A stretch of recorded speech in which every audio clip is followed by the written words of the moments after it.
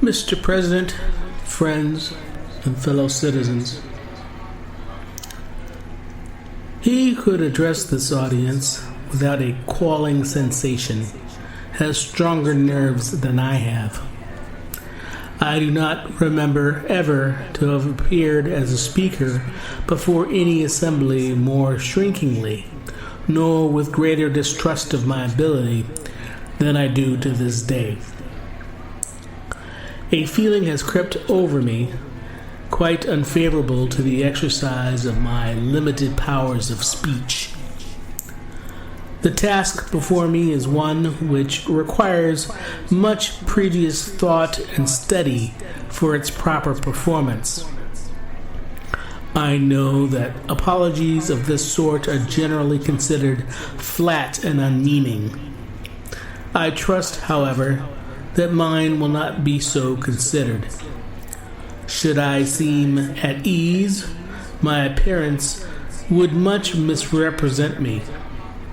The little experience I have had in addressing public meetings and country schoolhouses avails me nothing on the present occasion. The papers and placards say that I am to deliver a 4th of July oration. This certainly sounds large and out of the common way, for it is true that I have often had the privilege to speak in this beautiful hall and to address many who now honor me with their presence. But neither their familiar faces, nor the perfect gauge I think I have of Corinthian Hall seems to free me from embarrassment. The fact is, ladies and gentlemen, the distance between this platform and the slave plantation from which I escaped is considerable, and the difficulties to be overcome in getting from the latter to the former are by no means slight. That I am here today is to me a matter of astonishment as well as of gratitude. You will not, therefore, be surprised if in what I have to say I evince no elaborate preparation, nor grace my speech with any high-sounding exordium.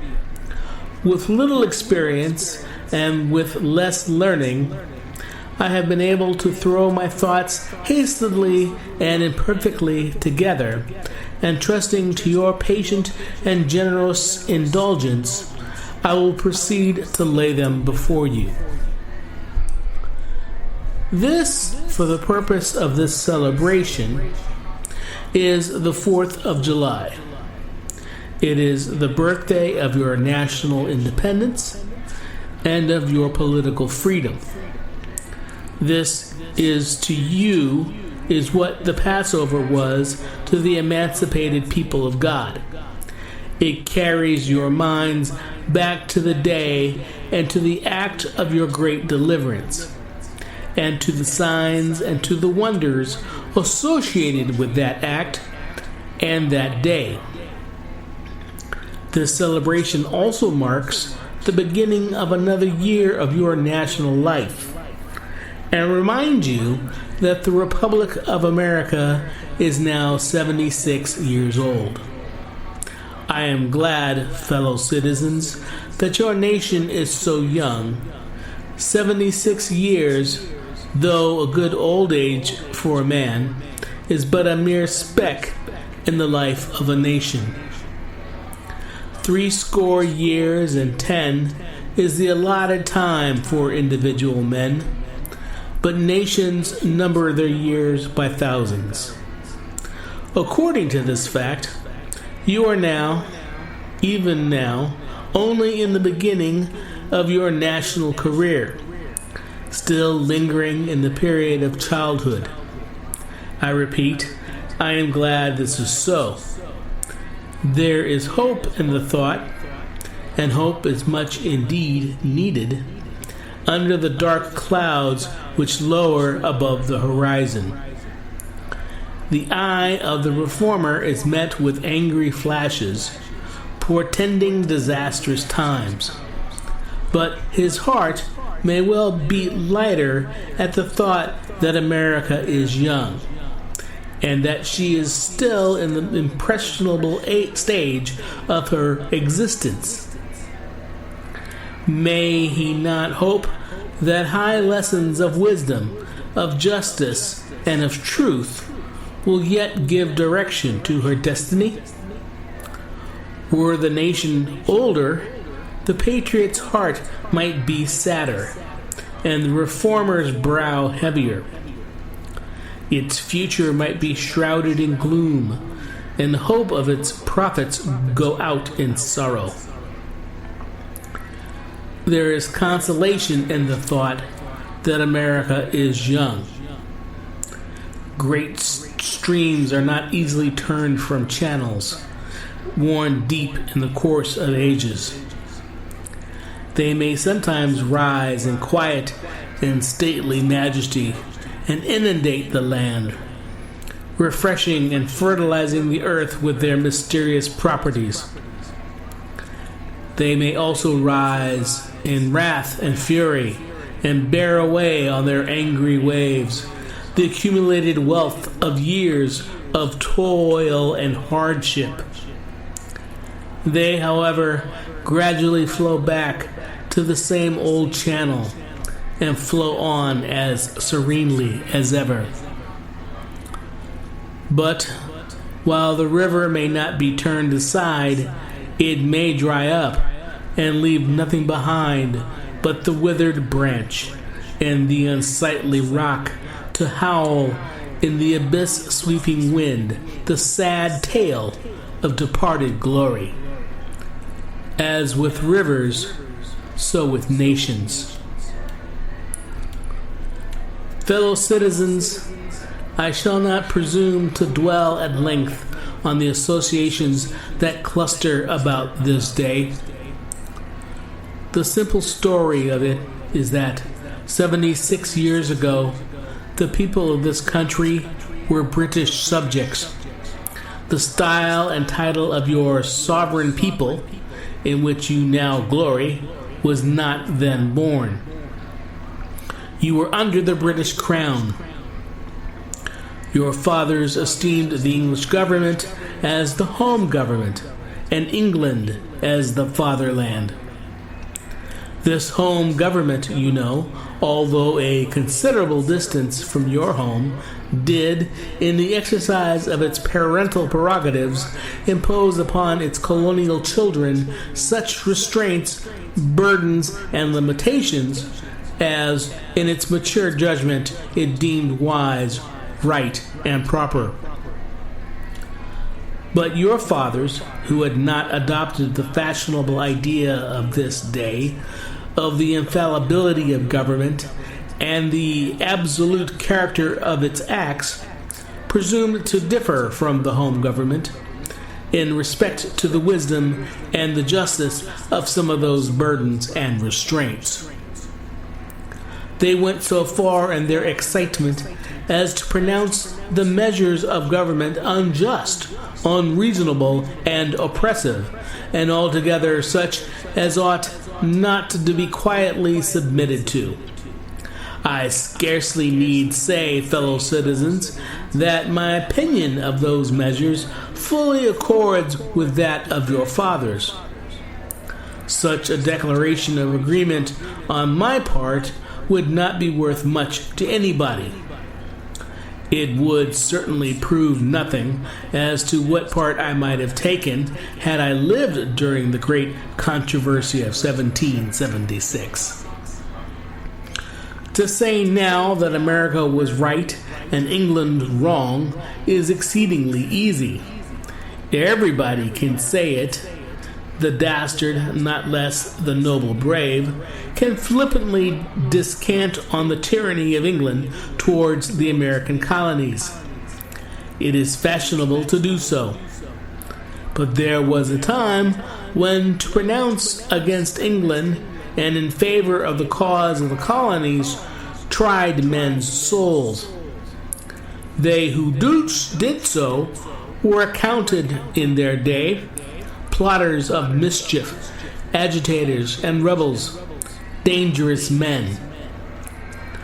To side with the right against the wrong, with the weak against the strong, and with the oppressed against the oppressor. Here lies the merit, and the one which, of all others, seems unfashionable in our day. The cause of liberty may be stabbed by the men who glory in the deeds of your fathers. But to proceed. Feeling themselves harshly and unjustly treated by the home government, your fathers, like men of honesty and men of spirit, earnestly sought redress. They petitioned and remonstrated. They did so in a decorous, respectful, and loyal manner. Their conduct was wholly unexceptionable. This, however, did not answer the purpose. They saw themselves treated with sovereign indifference, coldness, and scorn. Yet they persevered. They were not the men to look back.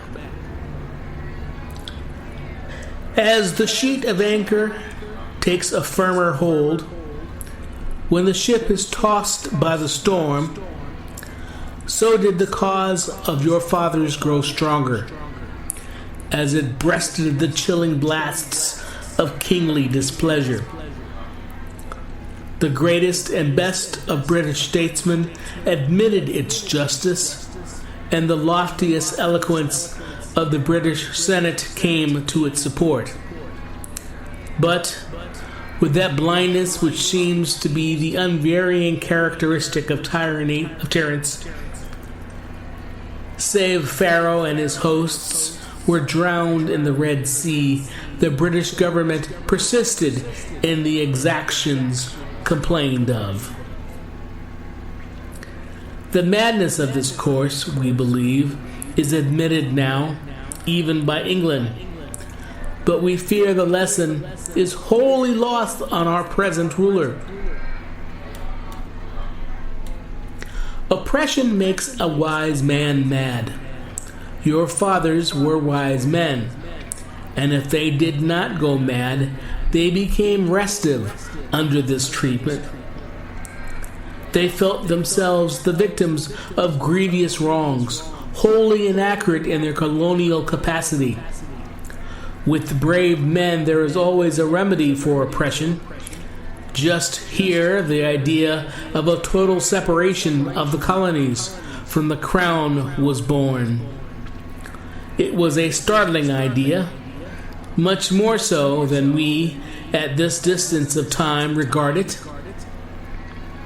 The timid and the prudent, as has been intimated of that day, were of course shocked and alarmed by it. Such people lived then, had lived before, and will probably ever have a place on this planet, and their course, in respect to any great change, no matter how great the good to be attained or the wrong to be redressed by it, may be calculated with as much precision as can be the course of the stars. They hate all changes but silver, gold, and copper change. Of this sort of change, they are always strongly in favor. These people were called Tories in the days of your fathers, and the appellation probably conveyed the same idea that is meant by a more modern, though a somewhat less euphonious term, which we often find in our papers, applied to some of our old politicians. The opposition to the then dangerous thought was earnest and powerful, but amid all their terror and affrighted vociferations against it, the alarming and revolutionary idea moved on, and the country with it. On the 2nd of July, 1776, the old Continental Congress, to the dismay of the lovers of ease and the worshippers of property, clothed that dreadful idea with all the authority of national sanction. They did so in the form of a resolution, and as we seldom hit upon resolutions drawn up in our day whose transparency is at all equal to this, it may refresh your minds and help my story if I read it. Resolved that these united colonies are, and of right, ought to be free and independent states, that they are absolved of all allegiance to the British Crown, and that all political connection between them and the state of Great Britain is and ought to be dissolved. Citizens, your fathers made good that resolution. They succeeded, and today you reap the fruits of that success. The freedom gained is yours, and you, therefore, may properly celebrate this anniversary. The 4th of July is the first great fact in your nation's history, the very ring bolt in the chain of your yet undeveloped destiny. Pride and patriotism, not less than gratitude, prompt you to celebrate and to hold it in perpetual remembrance.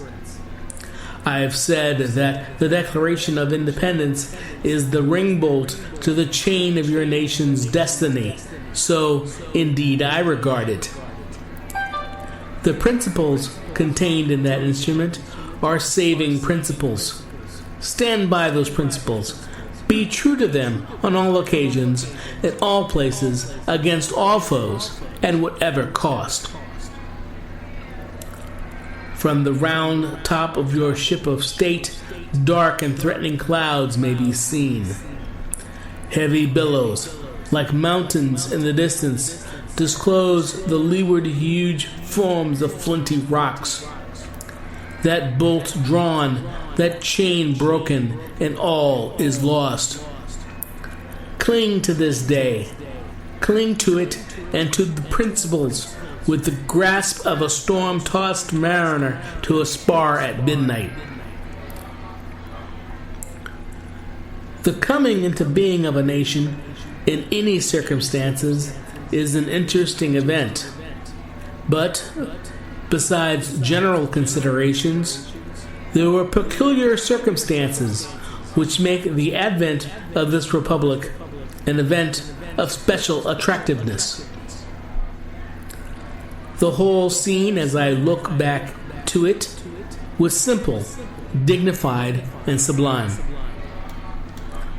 The population of the country at the time stood at the insignificant number of 3 millions. The country was poor in the munitions of war. The population was weak and scattered, and the country a wilderness unsubdued. There were then no means of concert and combination such as exist now. Neither steam nor lightning had then been reduced to order and discipline. From the Potomac to the Delaware was a journey of many days. Under these, the innumerable other disadvantages your fathers declared for liberty and independence were triumphed.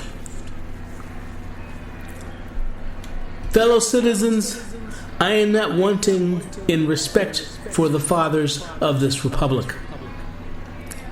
The signers of the Declaration of Independence were brave men. They were great men, too, great enough to give fame to a great age. It has not often happened to a nation to rise at one time such a number of truly great men. The point from which I am compelled to view them is not, certainly, the most favorable. and yet I cannot contemplate their great deeds with less than admiration. They were statesmen, patriots, and heroes, and for the good they did and the principles they contended for, I will unite with you to honor their memory. They loved their country better than their own private interests, and thus, though this is not the highest form of human excellence, all will concede that it is a rare virtue, and that when it is exhibited, it ought to command respect. He who will intelligently lay down his life for his country is a man whom it is not in human nature to despise. Your fathers staked their lives, their fortunes, and their sacred honor on the cause of their country. In their admiration of liberty, they lost sight of all other interests. They were peace men, but they preferred revolution to peaceful submission to bondage. They were quiet men, but they did not shrink from agitating against oppression. They showed forbearance, but they knew its limits. They believed in order, but not the order of tyranny. With them, nothing was settled that was not right. With them, justice, liberty, and humanity were final, not slavery and oppression. Ye may well cherish the memory of such men.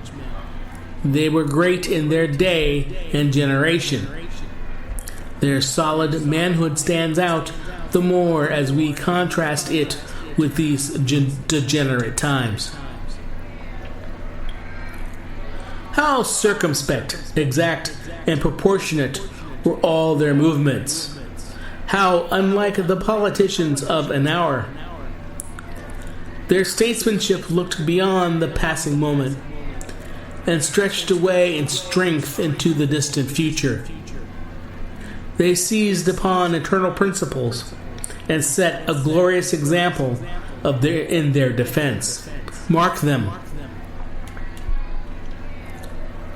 Fully appreciating the hardship to be encountered, firmly believing in the right of their cause, honorably inviting the scrutiny of an onlooking world, reverently appealing to heaven to attest thence their sincerity, soundly comprehending the solemn responsibility they were about to assume, wisely measuring the terrible odds against them, your fathers, the fathers of this republic, did, most deliberately, under the inspiration of a glorious patriotism, and with the sublime faith in the great principles of justice and freedom, lay deep the cornerstone of the national superstructure, which has risen and still rises in grandeur around you. Of this fundamental work, on this day is the anniversary. Our eyes are met with demonstrations of joyous enthusiasm. Banners and pennants wave exultingly on the breeze.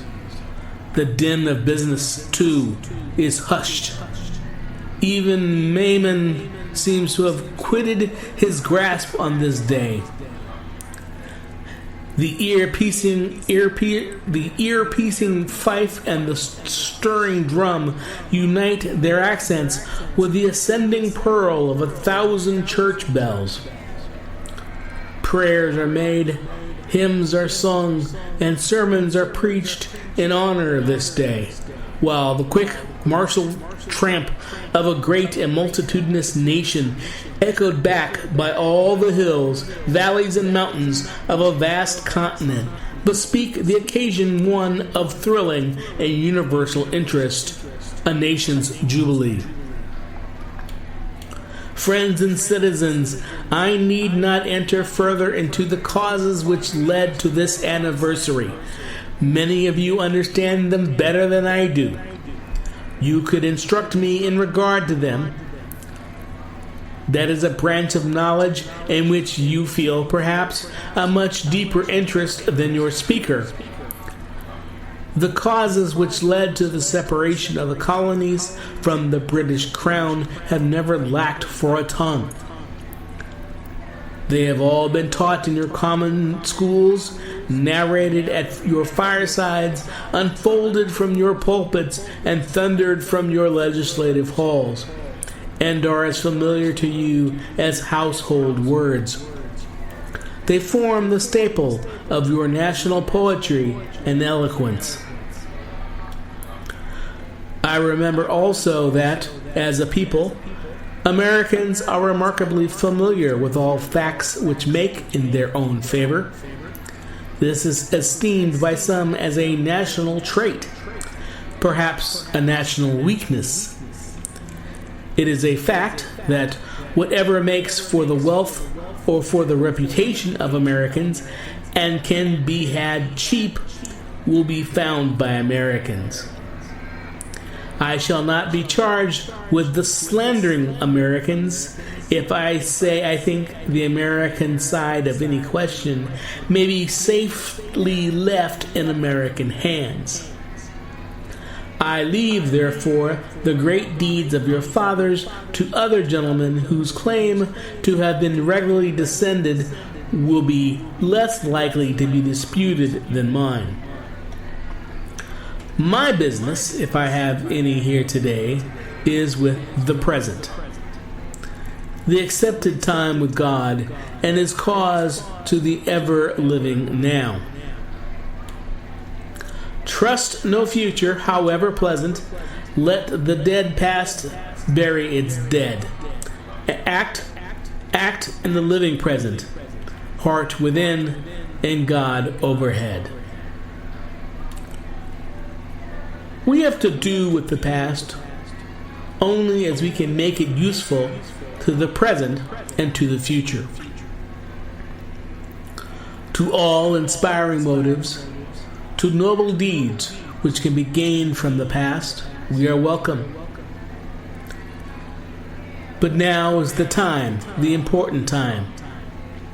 Your fathers have lived, died, and have done their work, and have done much of it well. You live and must die, and you must do your work. You have no right to enjoy a child's share in the labor of your fathers unless your children are to be blessed by your labors. You have no right to wear out and waste the hard-earned fame of your fathers to cover your indolence. Sidney Smith tells us that men seldom eulogize the wisdom and virtues of their fathers, but to excuse some folly or wickedness of their own. This truth is not a doubtful one. There are illustrations of it near and remote, ancient and modern.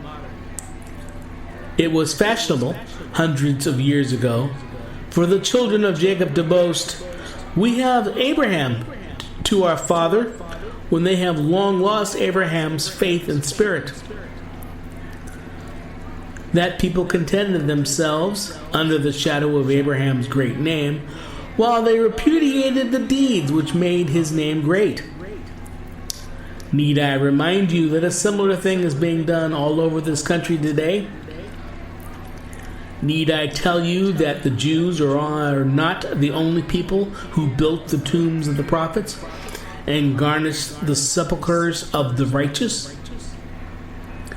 Washington did not die till he had broken the chains of his slaves.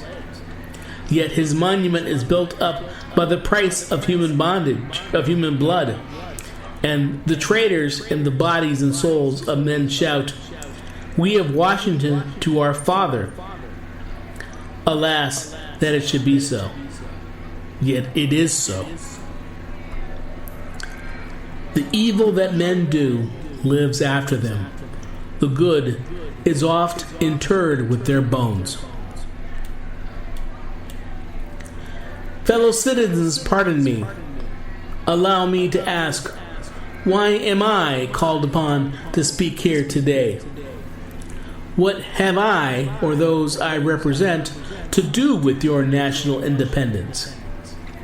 Are the great principles of political freedom and of natural justice embodied in that Declaration of Independence extended to us? And am I therefore called upon to bring our humble offering to the national altar and to confess the benefits and express devout gratitude for the blessings resulting from your independence to us? Would to God, both for your sakes and ours, that an affirmative answer could be truthfully returned to those questions. Then would my task be light, and my burden easy and delightful. For who is there so cold that a nation's sympathy could not warm him? Who so obdurate and dead to the claims of gratitude that would not thankfully acknowledge such priceless benefits? Who so stolid and selfish that would not give his voice to swell the hallelujahs of a nation's jubilee, when the chains of servitude had been torn from his limbs? I am not that man. In a case like that, the dumb might eloquently speak, and the lame man leap as an hart.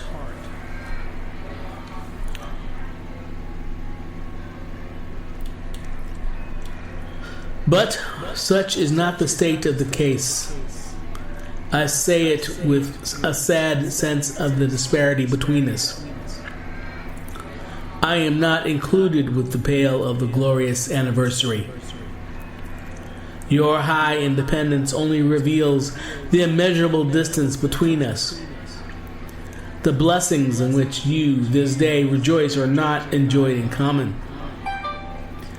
The rich inheritance of justice, liberty, prosperity, and independence bequeathed by your fathers is shared by you, not by me. The sunlight that brought life and healing to you has brought stripes and death to me. This 4th of July is yours, not mine. You may rejoice. I must mourn. To drag a man in fetters into the grand illuminated temple of liberty and call upon him to join you in joyous anthems were inhuman mockery and sacrilegious irony. Do you mean, citizens, to mock me by asking me to speak today? If so, there is a parallel to your conduct, and let me warn you that it is a dangerous copy of the example of a nation whose crimes, lowering up to heaven, were thrown down by the breath of the Almighty, burying that nation in irrecoverable ruin. I can today take up the plaintive lament of a peeled and woe-smitten people. By the rivers of Babylon there we sat down, yea, we wept when we remembered Zion. We hanged our harps upon the willows in the midst thereof, for there that they carried us away captive required of us a song, and they who wasted us required of us mirth, saying, Sing us one of the songs of Zion. How can we sing the Lord's song in a strange land? If I forget thee, O Jerusalem, let my right hand forget her cunning. If I do not remember thee, let my tongue cleave to the roof of my mouth. Fellow citizens, above your national tumultuous joy, I hear the mournful wail of millions, whose chains, heavy and grievous yesterday, are today rendered more intolerable by the jubilee shouts that reach them. If I do forget, if I do not faithfully remember those bleeding children of sorrow this day, may my right hand forget her cunning, and may my tongue cleave to the roof of my mouth. To forget them, to pass lightly over their wrongs, and to chime in with the popular theme, would be treason most scandalous and shocking, and would make me a reproach before God and the world. My subject, then, fellow citizens, is American slavery. I shall see this day and its popular characteristics from the slave's point of view. Standing there identified with the American bondman, making his wrongs mine, I do not hesitate to declare with all my soul that the character and conduct of this nation never looked blacker to me than on this 4th of July. Whether we turn to the declarations of the past or to the professions of the present, the conduct of the nation seems quite equally hideous and revolting. America is false to the past, false to the present, and solemnly binds herself to be false to the future. Standing with God and the crushed and bleeding slave on this occasion, I will, in the name of humanity, which is outraged, to the name of liberty, which is fettered, in the name of the Constitution and the Bible, which are disregarded and trampled upon, dare to call in question and to denounce with all the emphasis I can command everything that serves to perpetuate slavery, the great sin and shame of America. I will not equivocate. I will not excuse. I will use the severest language I can command, and yet not one word shall escape me that any man whose judgment is not blinded by prejudice, or who is not at heart a slaveholder, shall not confess to be right and just. But I fancy I hear some of my audience say, it is just in this circumstance that you and your brother abolitionists fail to make a favorable impression on the public mind. Would you argue more and don't denounce less? Would you persuade more and rebuke less? Your cause would be much more likely to succeed. But, I submit, where all is plain, there is nothing to be argued. What point in the anti-slavery creed would you have me argue? On what branch of the subject do the people of this country need light? Must I undertake to prove that the slave is a man? That point is conceded already. Nobody doubts it. The slaveholders themselves acknowledge it in the enactment of laws for their government. They acknowledge it when they punish disobedience on the part of the slave. There are 72 crimes in the state of Virginia, which, if committed by a black man, no matter how ignorant he be, subject him to the punishment of death, while only 2 of the same crimes will subject a white man to the like punishment. What is this but the acknowledgement that the slave is a moral, intellectual, and responsible being? The manhood of the slave is conceded. It is admitted in the fact that the Southern statute books are covered with enactments forbidden under severe fines and penalties, the teaching of the slave to read or to write. When you can point to any such laws in reference to the beasts of the field, then I may consent to argue that the manhood of the slave, when the dogs in your streets, when the fowls of the air, when the cattle on your hills, when the fish of the sea and the reptiles that crawl shall be unable to distinguish the slave from a brute, then I will argue with you that the slave is a man. For the present, it is enough to affirm the equal manhood of the Negro race.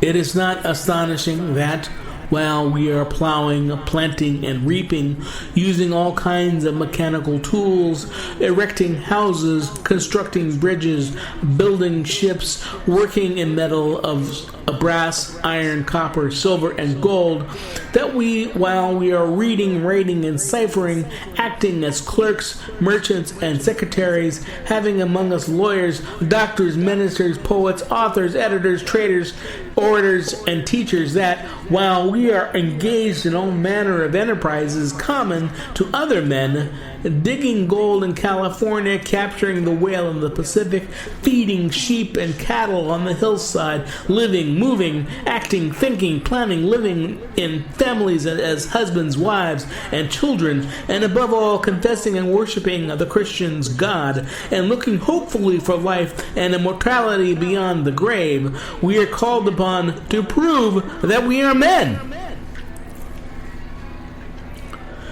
Would you have me argue that man is entitled to liberty? that he is the rightful owner of his own body? Ye have already declared it. Must I argue the wrongfulness of slavery? Is that a question for Republicans? Is it to be settled by the rules of logic and argumentation as a matter beset with great difficulty, involving a doubtful application of principle of justice, hard to be understood? How should I look today in the presence of Americans, dividing and subdividing a discourse to show that men have a natural right to freedom? Speaking of it relatively, positively, negatively, and affirmatively, to do so would be to make myself ridiculous and to offer an insult to your understanding. There is not a man beneath the canopy of heaven that does not know that slavery is wrong for him. What am I to argue that is wrong to make men brutes, to rob them of their liberty, to work them without wages, to keep them ignorant of their relations to their fellow men, to beat them with sticks, to flay their flesh with the lash, to load their limbs with irons, to hunt them with dogs, to sell them at auction, to sunder their families, to knock out their teeth, to burn their flesh, to starve them into obedience and submission to their masters?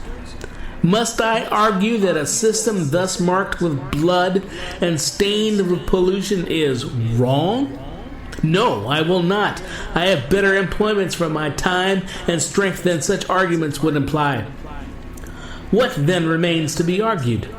Is it that slavery is not divine, that God did not establish it, that our doctors of divinity are mistaken? There is blasphemy in the thought. That which is inhuman cannot be divine. Who can reason on such a proposition, that they that can, I may, cannot? The time for such argument is past. At a time like this, scorching irony, not convicting argument, is needed. Oh, had I the ability, could I reach the nation's ear, I would today pour out a fiery stream of biting ridicule, blasting reproach, withering sarcasm, and stern rebuke.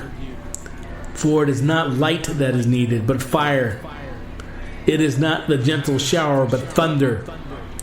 We need the storm, the whirlwind, and the earthquake. The feeling of the nation must be quickened. The conscience of the nation must be roused, and the propriety of the nation must be startled. The hypocrisy of the nation must be exposed, and its crimes against God and man must be proclaimed and denounced.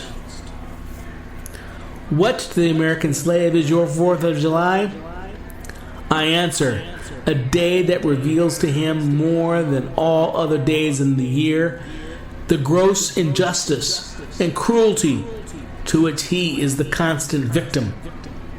To him, your celebration is a sham, your boasted liberty an unholy license, your national greatness swelling vanity. Your sounds of rejoicing are empty and heartless.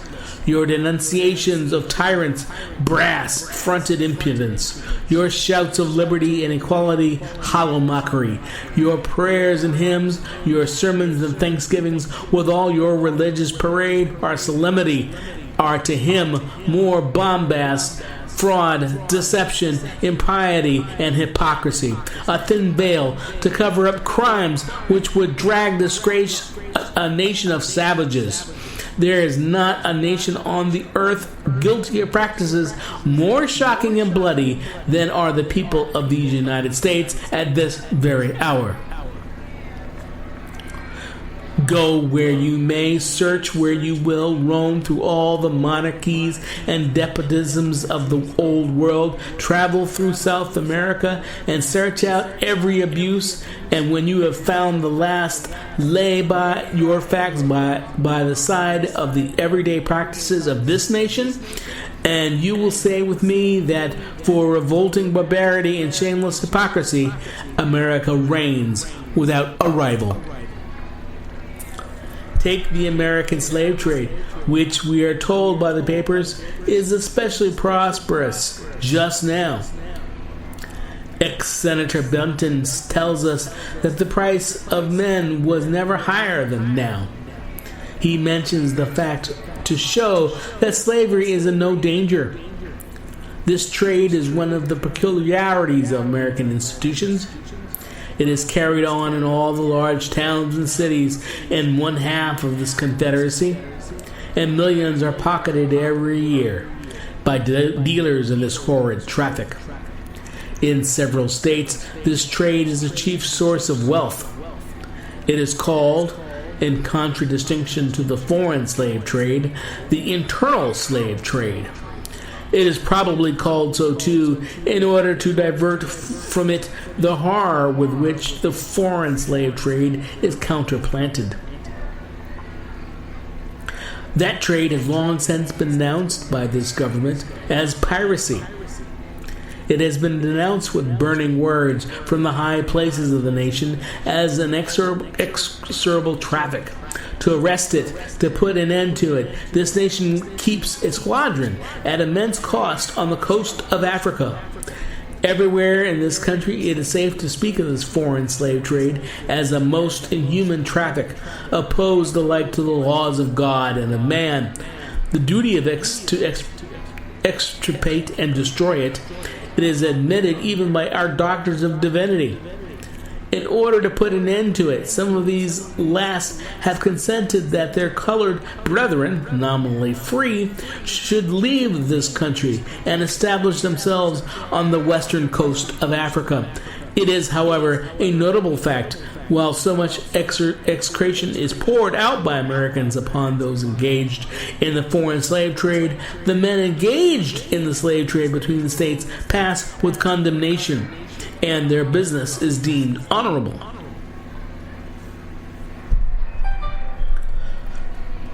Behold the practical operation of this internal slave trade, the American slave trade, sustained by American politics and American religion. Here you will see men and women reared like swine for the market. You know what is a swine drover? I will show you a man drover. They inhabit all of our southern states. They perambulate the country and crowd the highways of the nation with droves of human stock. You will see one of these human flesh jobbers, armed with pistol, whip, and bowie knife, driving a company of 100 men, women, and children from the Potomac to the slave market at New Orleans.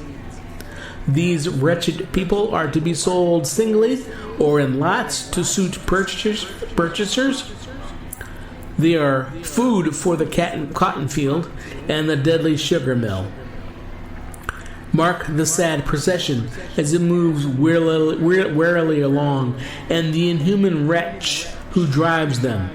Hear his savage yells and his blood-chilling oaths as he hurries on his affrighted captives. There, see the old man with locks thinned and gray.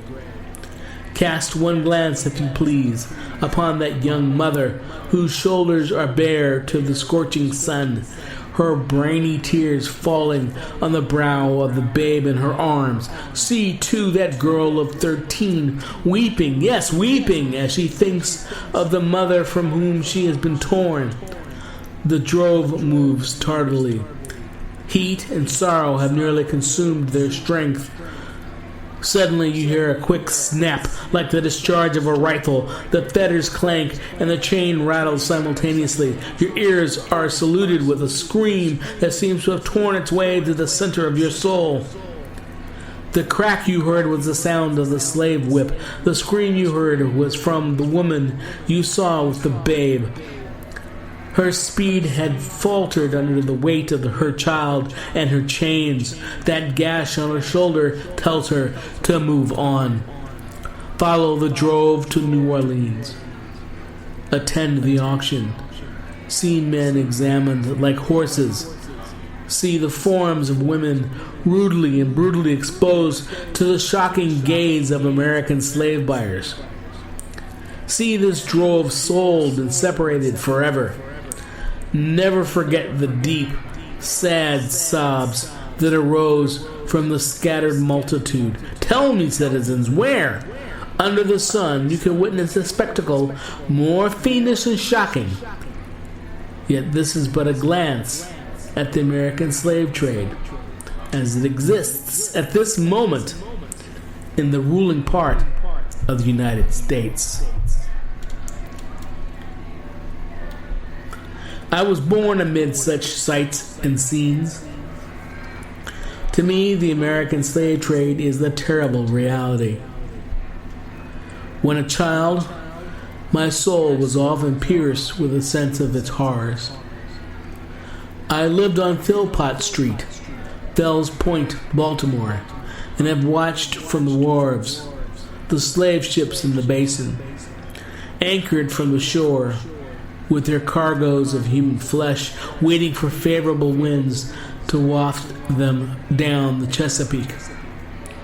There was, at that time, a grand slave mart kept at the head of Pratt Street by Austin Woodfork. His agents were sent into every town and country into Maryland, announcing their arrival through the papers and on flaming handbills headed "Cash for Negroes." These men were generally well dressed and very captivating in their manners, ever ready to drink and to treat and to gamble.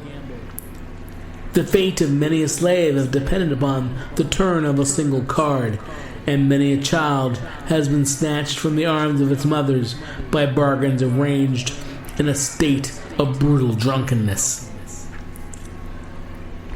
The fleshmongers gather up their victims by dozens and drive them, chained, to the General Depot at Baltimore.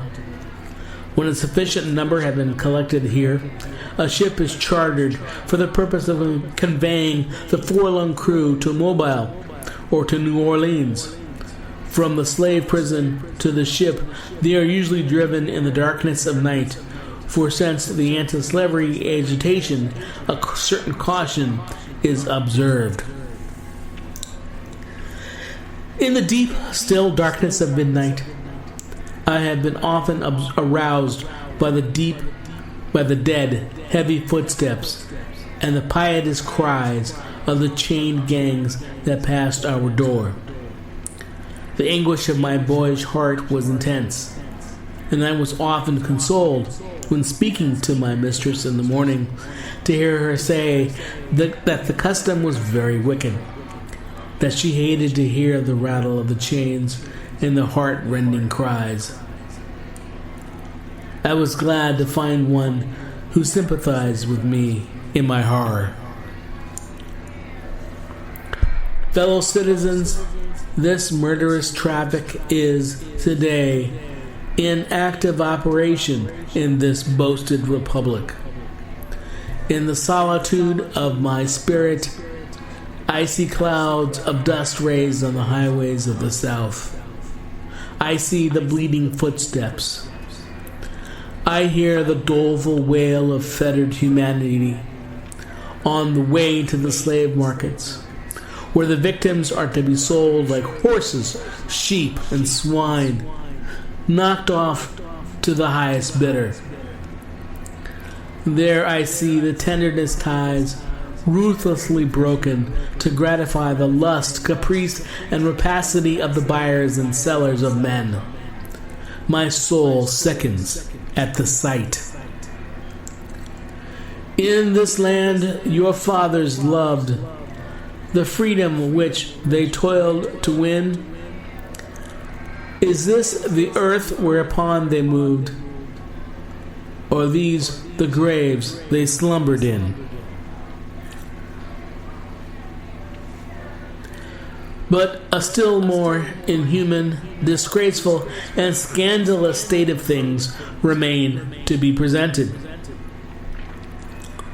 By an act of the American Congress, not yet 2 years old, slavery has been nationalized in its most horrible and revolting form. By that act, Mason and Dixon's line has been obliterated. New York has become a Virginia, and the power to hold, hunt, and sell men, women, and children as slaves remains no longer a mere state institution, but is now an institution of the whole United States. The power is coextensive with the Star-Spangled Banner and the American Christianity. Where these go, may also go the merciless slave hunter. Where these are, man is not sacred. He is a bird for the sportsman's gun. By that most foul and fiendish of all human decrees, the liberty and person of every man are put into peril. Your broad Republican domain is hunting ground for men, not for thieves and robbers, enemies of society merely, but for men guilty of no crime. Your lawmakers have commanded all good citizens to engage in this hellish sport. Your president, your secretary of state, our lords, nobles, and ecclesiastics enforce as a duty you owe to your free and glorious country and to your God that you do this accursed thing. Not fewer than 40 Americans have, within the past 2 years, have been hunted down and without a moment's warning hurried away in chains and consigned to slavery and excruciating torture. Some of these have had wives and children dependent on them for bread, but of this no account was made. The right of the hunter to his prey stands superior to the right of marriage and to all rights in this republic, the rights of God included. For black men there are neither law, injustice, humanity, not religion. The fugitive slave law makes mercy to them a crime and bribes the judge who tries them. An American judge gets $10 for every victim he consigns to slavery and $5 when he fails to do so. The oath of any two villains is sufficient under this hell-black enactment to send the most pious and exemplary black man into the remorseless jaws of slavery. His own testimony is nothing. He can bring no witness for himself. The minister of American justice is bound by the law to hear but one side, and that side is the side of the oppressor. Let this damning fact be perpetually told. Let it be thundered around the world that in tyrant-killing, king-hating, people-loving, democratic Christian America, the seats of justice are filled with judges who hold their offices under an open and palpable bribe and are bound in deciding in the case of a man's liberty, hear only his accusers. In glaring violation of justice, in shameless disregard of the forms administering law, in cunning arrangement to entrap the defenseless, and in diabolical intent, this fugitive slave law stands alone in the annals of the tyrannical legislation. I doubt if there be another nation on the globe having the brass and the baseness to put such a law on the statute books. If any man in this assembly thinks differently from me in this manner and feels able to disprove my statements, I will gladly confront him at any suitable time and place he may select. I take this law to be one of the grossest infringements of Christian liberty, and if the churches and ministries of our country were not stupidly blind or most wickedly indifferent, they too would so regard it. At the very moment that they are thanking God for the enjoyment of civil and religious liberty and for the right to worship God according to the dictates of their own consciousness, they are utterly silent in respect to the law which robs religion of its chief significance and makes it utterly worthless to a world lying in wickedness. Did this law concern the mint, anise, and cumin, abridged to sing psalms, to partake of the sacrament, or to engage in any of the ceremonies of religion, it would be smitten by the thunder of 1,000 pulpits. A general should a general shout would go up from the church demanding repeal, instant repeal, and it would go hard with the politician who presumed to solicit the votes of the people without inscribing this motto on his banner. Further, in this demand were not complied with, another Scotland would be added to the history of religious liberty, and the stern old Covenanters would be thrown into the shade. A John Knox would be seen at every church door and heard from every pulpit. And Fillmore would have no more quarter than was shown by Knox to the beautiful but treacherous Queen Mary of Scotland.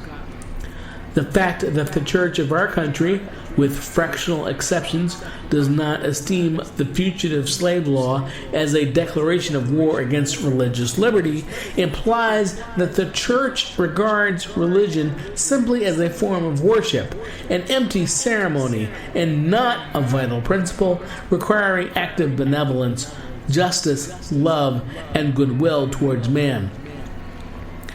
It esteems sacrifice above mercy, psalm singing above right doing, solemn meeting above practical righteousness, a worship that can be conducted by persons who refuse to give shelter to the houseless, to give bread to the hungry, clothing to the naked, and who enjoin obedience to a law forbidding these acts of mercy, is a curse, not a blessing to mankind.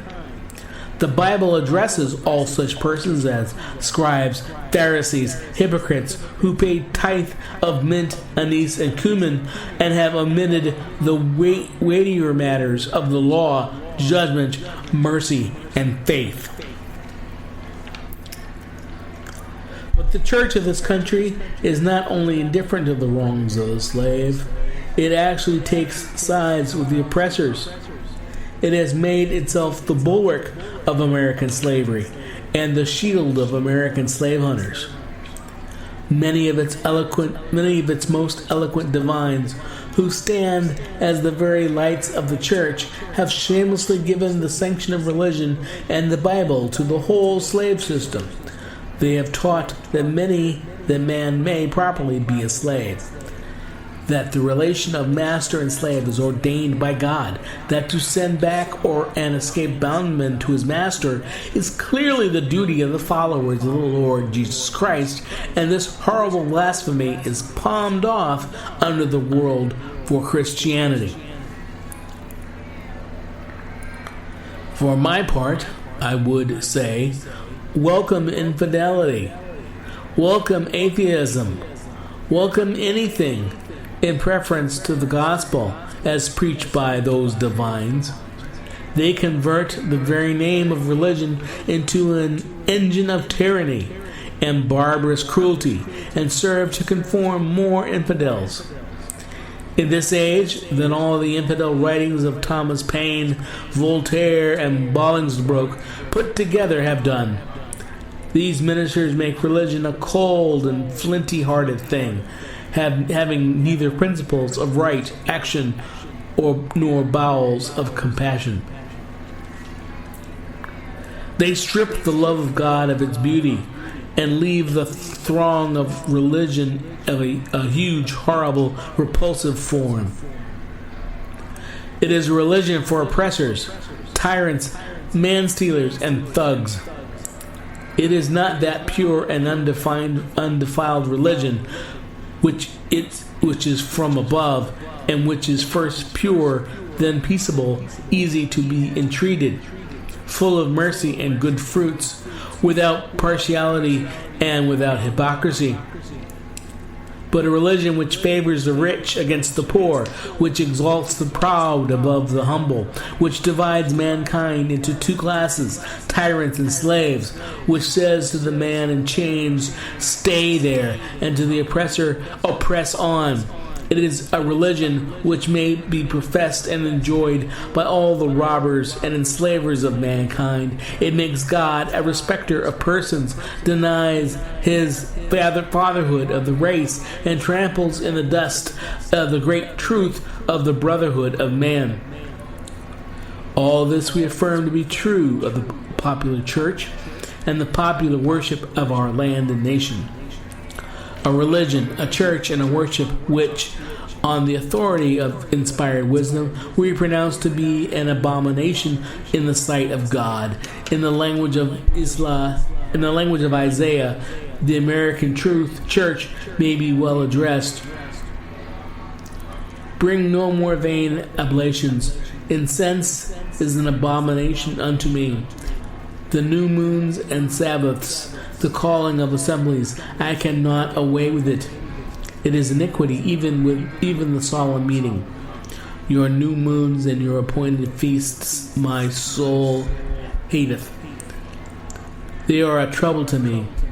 I am weary to bear them, and when ye spread forth your hands, I will hide mine eyes from you. Yea, when ye make many prayers, I will not hear. Your hands are full of blood. Cease to do evil. Learn to do well. Seek judgment. Relieve the oppressed. Judge for the fatherless. Plead for the widow. The American church is guilty when viewed in connection with what it is doing to uphold slavery. But it is superlatively guilty when viewed in connection with its ability to abolish slavery. The sin of which it is guilty is one of omission as well as one of commission. Albert Barnes but uttered what the common sense of every man at all observant of the actual state of the case will receive as truth when he declared that there is no power out of the church that could sustain slavery an hour if it were not sustained in it. Let the religious press, the pulpit, the Sunday school, the conference meeting, the great ecclesiastical, missionary, Bible, and tract associations of the land array their immense powers against slavery and slaveholding, and the whole system of crime and blood will be scattered to the winds, and that they do not do this involves them in the most awful responsibility of which the mind can conceive. In prosecuting the anti-slavery enterprise, we have been asked to spare the church, to spare the ministry. But how, we ask, could such a thing be done? We are met on the threshold of our efforts for the redemption of the slave by the church and ministry of the country, in battle arrayed against us, and we are compelled to fight or flee. From what quarter, I beg to know, has proceeded a fire so deadly upon our ranks during the last 2 years as from the northern pulpit? As the champions of oppressors, the chosen men of American theology have appeared, men honored for their so-called piety and their real learning. The Lords of Buffalo, the Springs of New York, the Lathrops of Auburn, the Coxes and Spencers of Brooklyn, the Gannets and Sharps of Boston, the Deweys of Washington, and other great religious light of the land have, in utter denial of the authority of Him by whom they profess to be called to the ministry, deliberately taught us against the example or the Hebrews and against the remonstrance of the apostles. They teach that we ought to obey man's law before the law of God. My spirit wearies of such blasphemy, and how such men can be supported as the standing types of representatives of Jesus Christ is a mystery which I leave others to penetrate. In speaking of the American church, however, let it be distinctly understood that I mean the great mass of the religious organizations in our land. There are exceptions, and I thank God that there are. Noblemen may be found scattered all over these northern states, of whom Henry Ward Beecher of Brooklyn, Samuel J. May of Syracuse, and my esteemed friend Reverend R. Raymond on the platform are shining examples. And let me say further that upon these men lies the duty to inspire our ranks with high religious faith and zeal, and to cheer us on in the great mission of the slave's redemption from his chains. One is struck with the difference between the attitude of the American church towards the anti-slavery movement and that occupied by the churches in England towards a similar movement in that country. The church, true to its mission of ameliorating and elevating and improving the condition of mankind, came forward promptly, bound up the wounds of the West Indian slave, and restored him to his liberty. There, the question of emancipation was a high religious question. It was demanded in the name of humanity and according to the law of the living God. The Sharps, the Clarksons, the Willoughbys, the Wilberforces, the Buxtons, the Burchells, and the Nibbs were alike famous for their piety and for their philanthropy. The anti-slavery movement there was not an anti-church movement, for the reason that the church took its full share in prosecuting that movement, and the anti-slavery movement in this country will cease to be an anti-church movement when the church of this country shall assume a favorable instead of a hostile position towards that movement. Americans, your republic politics, not less than your republican religion, are flagrantly inconsistent. You boast of your love of liberty, your superior civilization, your superior Christianity, while the whole political power of the nation, as embodied in the two great political parties, is solemnly pledged to support and perpetuate the enslavement of 3 millions of your countrymen. You hurl your anathemas at the crowned-headed tyrants of Russia and Austria, and pride yourselves on your democratic institutions, while you yourselves consent to be the mere tools and bodyguards of the tyrants of Virginia and Carolina.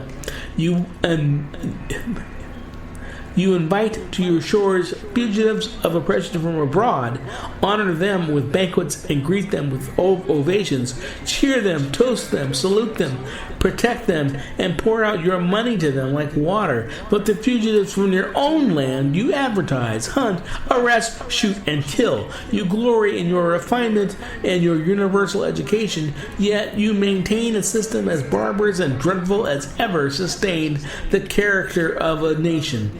A system begun in avarice, supported in pride, and perpetuated in cruelty. You shed tears often over fallen Hungary, and make the sad story of her wrongs the theme of your poets, statesmen, and orators, till your gallant sons are ready to fly to arms to vindicate her cause against her oppressors. But in regard to the 10,000 wrongs of the American slave, you would enforce the strictest silence, and would hail him as an enemy of the nation who dares to make those wrongs the subject of public discourse. You are all on fire at the mention of liberty for France and for Ireland, but are as cold as an iceberg at the thought of liberty for the enslaved America. You discourse eloquently on the dignity of labor, yet you sustain a system which, in its very essence, casts a stigma upon labor.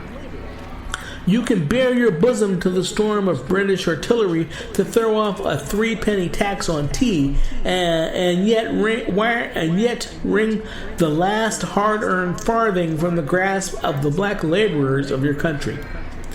You profess to believe that of one blood God made all nations of men to dwell on the face of all earth, and hath commanded all men everywhere to love one another, yet you notoriously hate and glory in your own hatred all men whose skins are not colored like yours.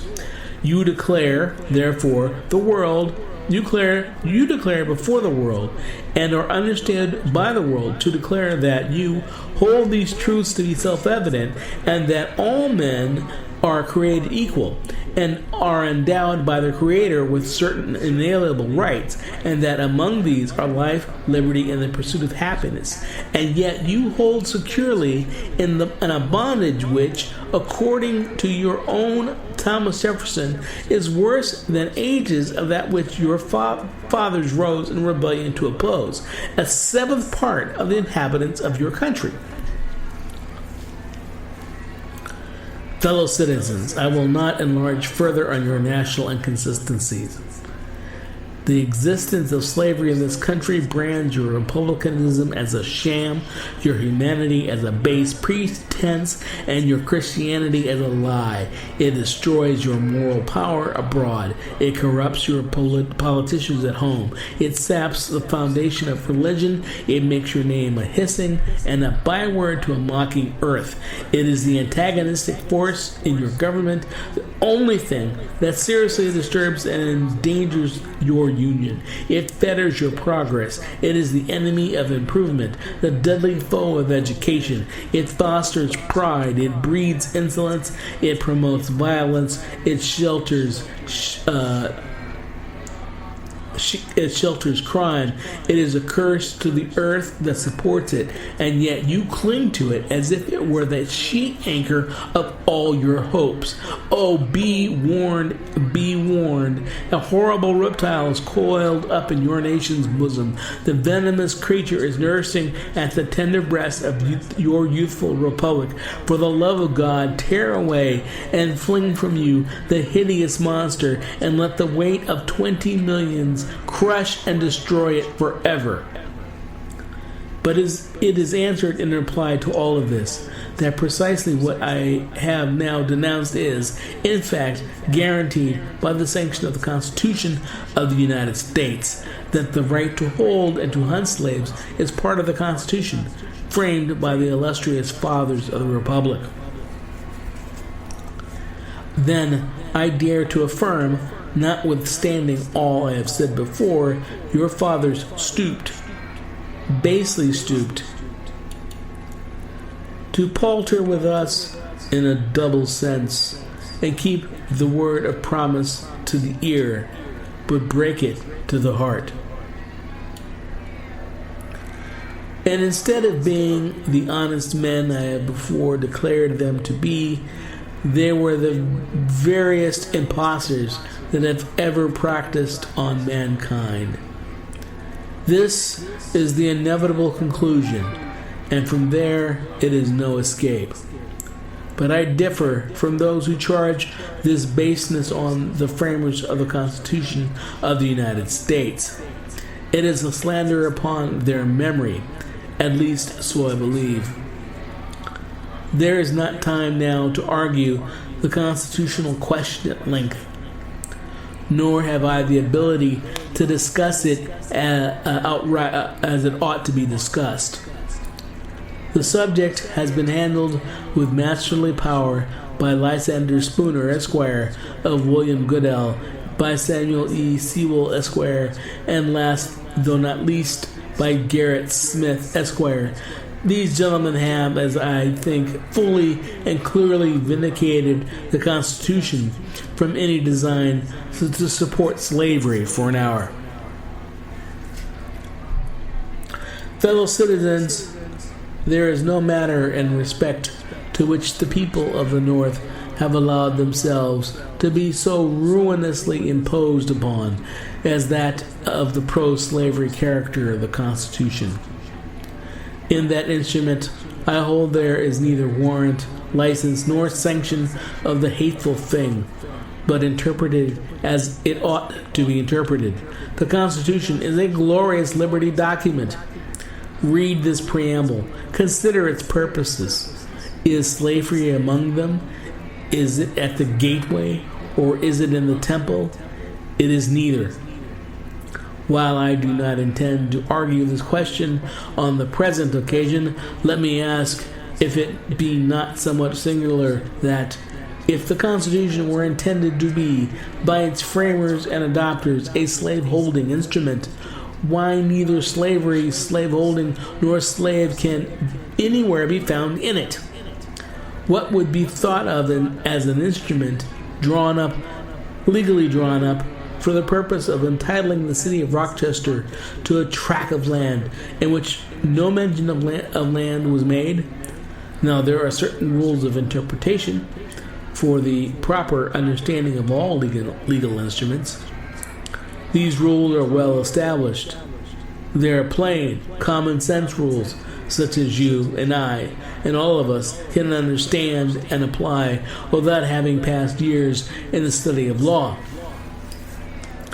I scout that the idea that the question of the constitutionality or unconstitutionality of slavery is not a question for the people.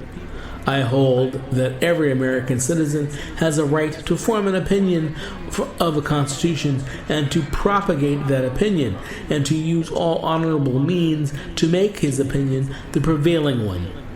Without this right, the liberty of an American citizen would be as insecure as that of a Frenchman. Ex-Vice President Dallas tells us that the Constitution is an object which no American mind can be too attentive, and no American heart too devoted. He further says the Constitution, in his words, is plain and intelligible, and is meant for the homebred and unsophisticated understandings of our fellow citizens. Senator Berrien tells us that the Constitution is the fundamental law, that which controls all others. The character of our Charter of our liberties, which every citizen has a personal interest in understanding thoroughly. The testimony of Senator Breeze, Lewis Cass, and many others that might be named, who are everywhere esteemed as sound lawyers, so regard the Constitution. I take it, therefore, that it is not presumption in a private citizen to form an opinion of that instrument. Now, take the Constitution according to its plain reading, and I defy the presentation of a single pro-slavery clause in it. On the other hand, it will be found to contain principles and purposes entirely hostile to the existence of slavery. I have detained my audience entirely too long already. At some future period, I will gladly avail myself of an opportunity to give this subject a full and fair discussion. Allow me to say, in conclusion, notwithstanding the dark picture I have this day presented of the state of the nation, I do not despair of this country.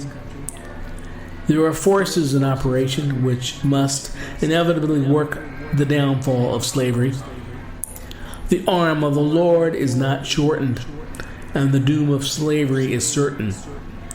I, therefore, leave off where I began, with hope, while the drawing encouragement from the Declaration of Independence, the great principles it contains, and the genius of American institutions, my spirit is also cheered by the obvious tendencies of the age.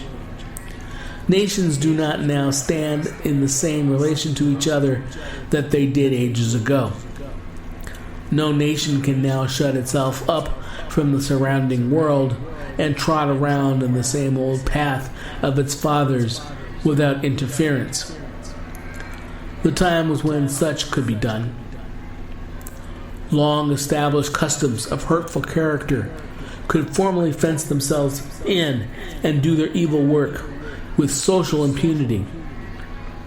Knowledge was then confined and enjoyed by the privileged few, and the multitude walked on in mental darkness. But a change has now come over the affairs of mankind. Walled cities and empires have become unfashionable.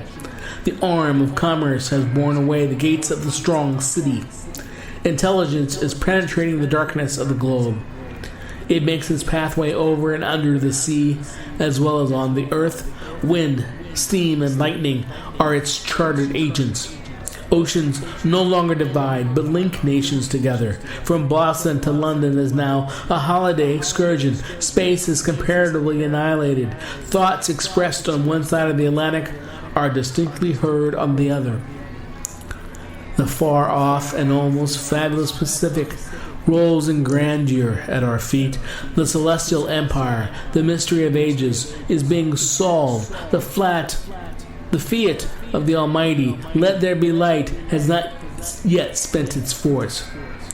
No abuse, no outrage, whether in taste, sport, or avarice, can now hide itself from the all-pervading light. The iron shoe and crippled foot of China must be seen in contrast with nature. Africa must rise and put on her yet unwoven garment. Ethiopia shall stretch out her hand unto God. And in the fervent aspirations of William Lloyd Garrison, I say, and let every heart join in saying, God speed the year of Jubilee, the wide world o'er, when from their galling chains set free, the oppressed shall violently bend the knee, and wear the yoke of tyranny like brutes no more.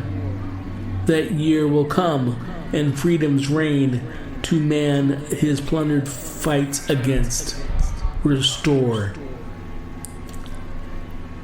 God speed the day when human blood shall cease to flow, in every clime be understood the claims of human brotherhood, and each return for evil good, not blow for blow. That day will come, all feuds to end, and change into a faithful friend each foe. God speed the hour, the glorious hour, when none on earth shall exercise a lordly power, nor in a tyrant's presence cower, but all to manhood's statue tower. By equal birth that hour will come to each to all, and from his prison house the thrall go forth. Until that year, day, hour arrive, with head and heart and hand I'll strive to break the rod and rend the gyve, the spoiler of his prey deprive. So witness heaven, and never from my chosen's post, whatever the peril of the cost, be driven.